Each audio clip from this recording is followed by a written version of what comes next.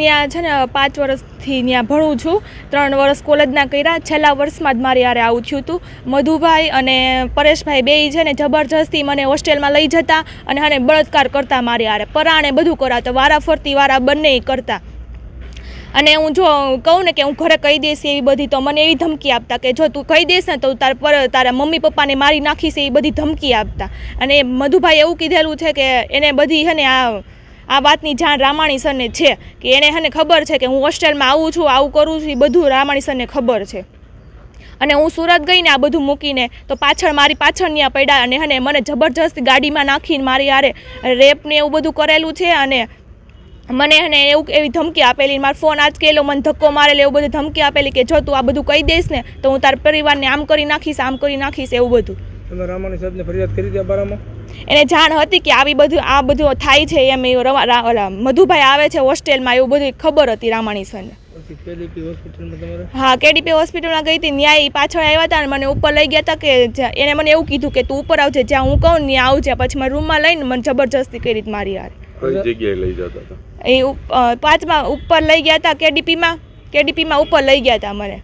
ત્યાં કેટલીક વખત લઈ ગયા? એક જ વખત. હું હોસ્પિટલના કેસ લઈને મને એમ કે તું હોસ્પિટલના કેસને બાને તું ઉપર આવ ને મને મળવા આવ ને, જબરજસ્તી મને લઈ જાત. હું ના પાડું ને તો મને ધમકી આપતા કે નહીં તું આવ ને આવ, નકર તાર પરિવારને એવી બધી ધમકી આપતા કે તારું ભણવાનું બગાડીશ, કે તારી લાઈફ આખી બગાડ નાખીશ, તારું ક્યાંય થવા નહીં દો, એવી બધી ધમકી આપતા મને. તમારે પ્રથમ વખત ક્યારે મુલાકાત થઈ હતી? એ હોસ્ટેલમાં જ થઈ હતી. તમે શેમાં અભ્યાસ કરતા? BCAમાં. તમારી સાથે દુષ્કર્મ કર્યું એનું નામ બોલો. પરેશભાઈ રાદડિયા અને મધુભાઈ ટાઢાણી.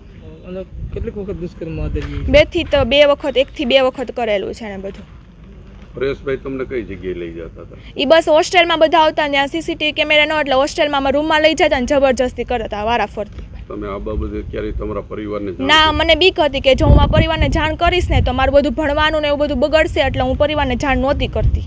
તમારી સાથે જે થયું, તમે જે સંસ્થામાં ભણતા હતા, અન્ય કોઈ બાળાઓ સાથે કે વિદ્યાર્થીનીઓ સાથે થતું આવું કંઈ?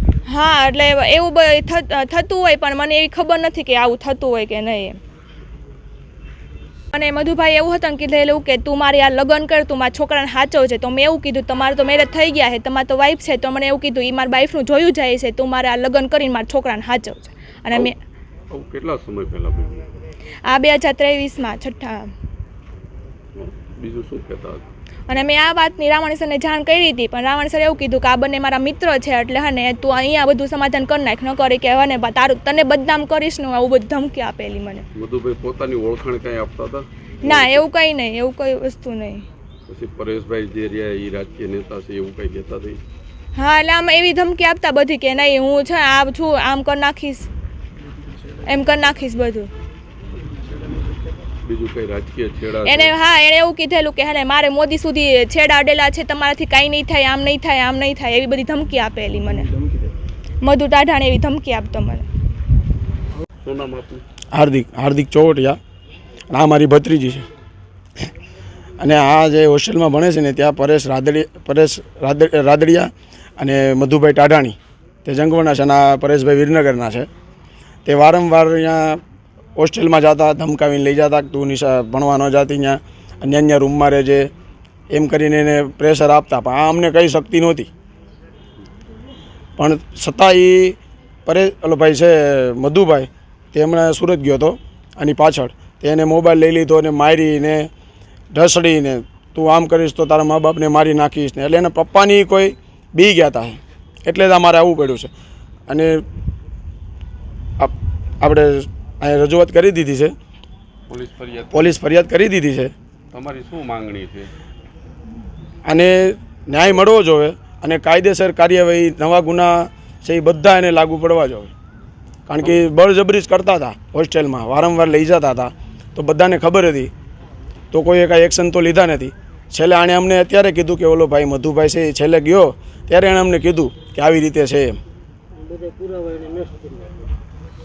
આજરોજ તારીખ 25/7/2024ના એક DB કન્યા છાત્રાલય ખાતે એક ભૂતપૂર્વ વિદ્યાર્થીની આવીને ફરિયાદ લખાવેલ કે તેના અગાઉ DB છાત્રાલય કન્યા છાત્રાલય ખાતે ટ્રસ્ટી પરેશભાઈ રાદડિયા, મધુભાઈ ટાઢાણી આ બંને હોય તેઓને ધમકી આપી તેની મરજી વિરુદ્ધ દુષ્કર્મ આચરેલું હોય, જે બાબતે ફરિયાદ આપતા રાજકોટ પોલીસ સ્ટેશન ખાતે આઈપીસી કલમ 376A, 376B, 376D, 354A, 504, 506B મુજબ ગુનો દાખલ કરવામાં આવેલો છે.